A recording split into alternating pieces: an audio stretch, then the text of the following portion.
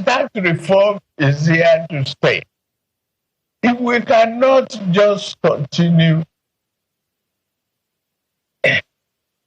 to do what we were doing yesterday in today's economy, we cannot retool this economy with the old broken boat. And I believe I have that capacity. I believe so. That's why I went into the race. I am focused, laser focused on what Nigeria needs and what I must do for Nigerians. It's just not going to be El Dorado for everybody.